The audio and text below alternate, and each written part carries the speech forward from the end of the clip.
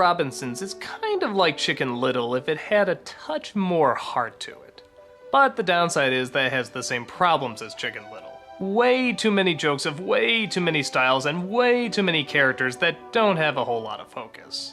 I guess I feel a little bit more for this movie though, because the message, while very simple, I thought was actually developed much better than other films develop it. The message of perseverance. Learning to live with your failures, but still finding the energy to move on. I just wish the rest of the movie was devoted as the message was. Alright, well the story centers around a young boy genius. He makes a ton of inventions that constantly get some weird looks all the time, and also end up blowing up in his face. As if the kid wasn't odd enough, he comes across another little boy who says that he's from the future. Looking mostly to have fun and cause trouble, he takes the boy genius with him and shows him off to his family. This is, as you would guess, the Robinsons, a very odd assembly of very strangely designed and strangely talking and somewhat memorable but mostly forgettable crew of oddballs. Most of their time, just like the movie, is spent always on the go, always doing something, always saying something, always doing something energized with some form of action. By God, look at how they eat dinner! Fire! Ha! Surely that is not the best you can do. Yeah, it's that kind of movie. But an evil villain comes around determined to take the little boy's inventions and make them his own, knowing for a fact that his potential will one day change the world. There's one or two twists in the movie that I think most adults can see coming, but for kids, they're actually not bad twists.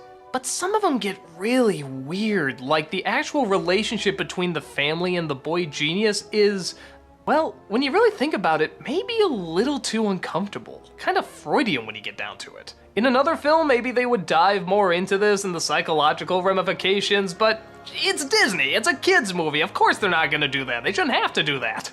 But those weird, uncomfortable thoughts are still put in our minds once they show it to us. But as I said before, that's not the film's only problem. Its ambition is way too much for its own good. Every second something is flying, something is popping, something is woozing by, a character is shouting or saying a weird line or just doing something strange. The designs are pretty cool, but we never really have time to sit down and let them sink in. It's just constant weirdness upon weirdness upon weirdness. And it's not well paced, to a point where it just becomes so much overload that none of it sinks in. But occasionally there's a joke that works, or there's a character that's kind of fun, or I don't know, I guess it means well so I can't be that harsh, but I just feel like it's trying too hard. The big redeeming factor, as I said before, is the message and the way it's portrayed. There's a very good quote at the end, and I won't ruin what it is or who says it. But it does leave you with just kind of a good feeling as you're exiting the theater, which is more than I can say for some other Disney CG films. Does that make it a good movie? No, it's bad, it's pretty clumsy and not very well put together. But I have a bit of a soft spot, maybe just for the message alone. It's a strange little experiment from Disney that never really went anywhere. You can see why, but I'll at least give it an A for ambition.